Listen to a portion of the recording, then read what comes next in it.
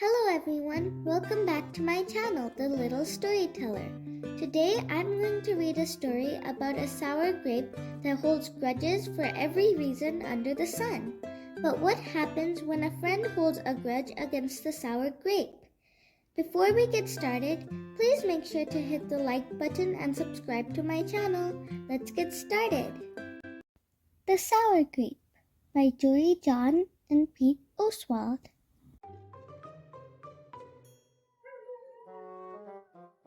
I'm a grape, a sour grape. Grrr. If somebody upsets me, I'll remember it. If somebody wrongs me, I won't forget it. If somebody insults me, I'll never ignore it. Nope. See that banana over there? That banana slipped and bumped into me, so I'm holding a grudge. See that orange? That orange didn't call me back for a week. Grudge. See that lime? That lime borrowed my scarf and never returned it. Grudge. I suppose I've got pretty thin skin for a grape. Nobody steps on this grape. Grrr. Granted, it wasn't always this way. I grew up in a close-knit bunch. There were about 3,000 of us in our little community. We were sweet to each other. You look nice today. So do you. No, you do. We all lived on a vine. Sure, it was a bit claustrophobic, especially when we were trying to get ready in the morning. Are you done in there? Come on! But my family was ripe with humor, goodwill, and warmth. We did our best with what we had. Are you gonna finish that? My grandparents visited on the weekends. We'd stroll in the sun and they'd teach us what they knew. They said that it takes a bunch to raise a seed. They said that good grapes roll their own way in life. They told us to be kind, forgiving, considerate, and grateful.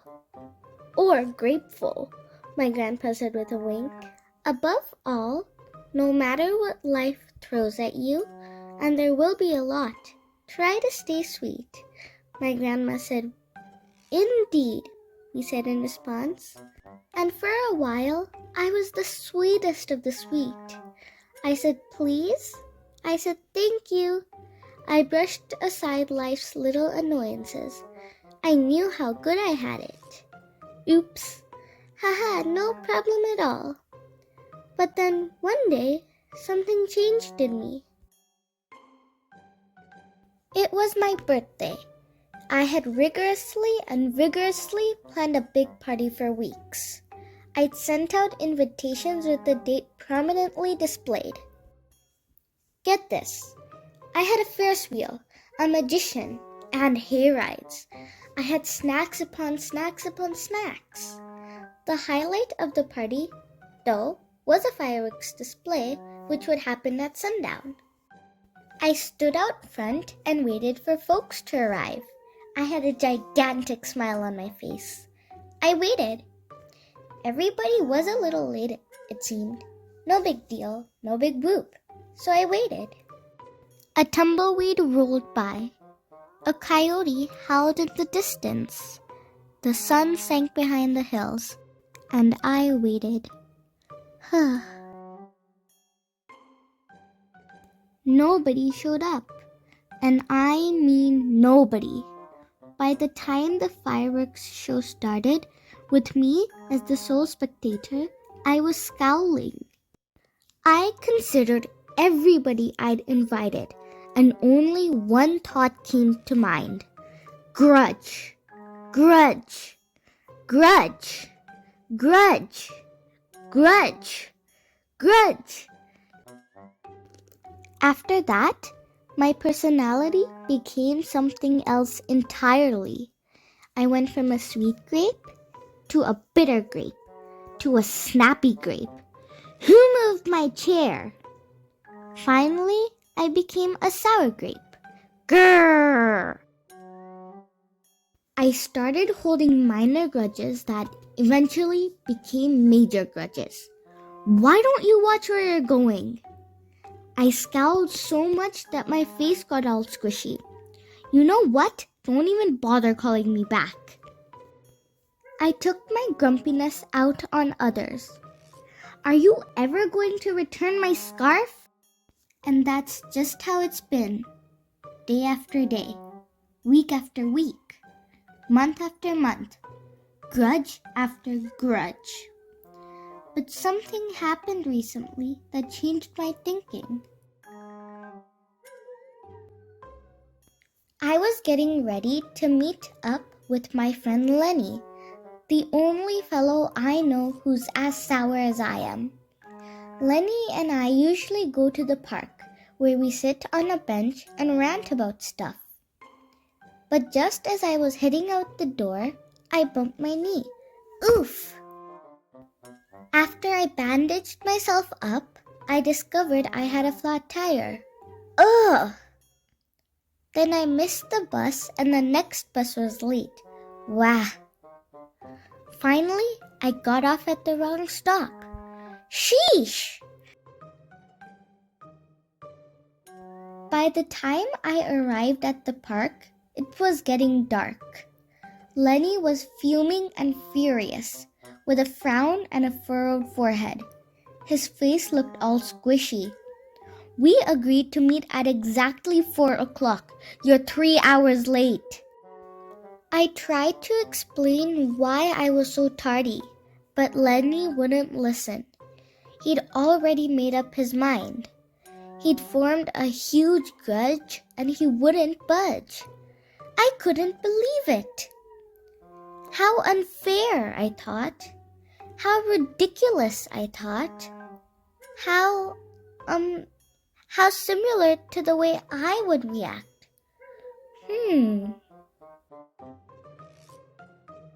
Lenny was pretty worked up.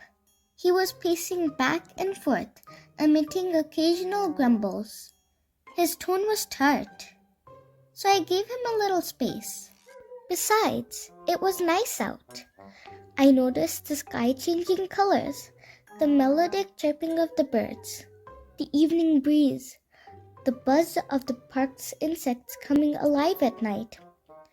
I suddenly felt grateful and peaceful and calm.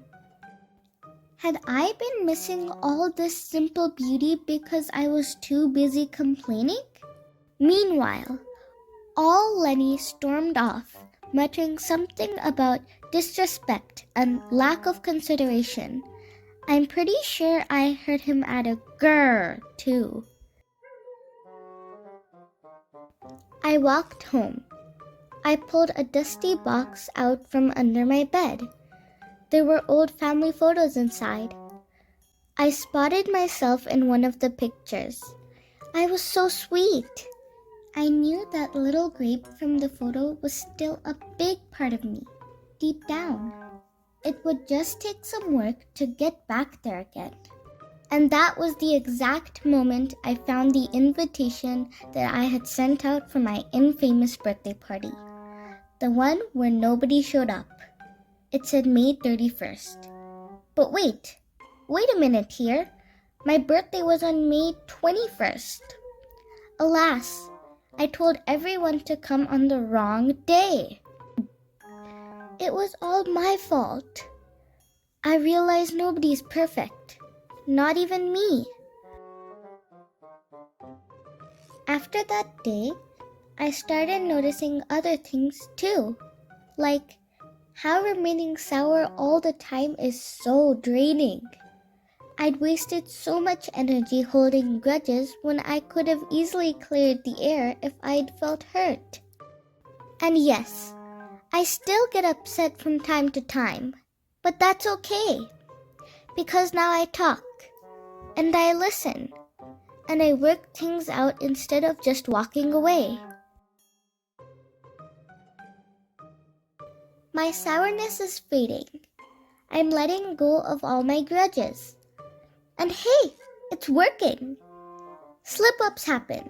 I'm just glad you're okay. Aw, thanks. That scarf looks sublime on you. Why don't you keep it?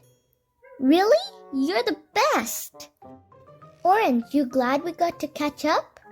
I'm so grateful that we did.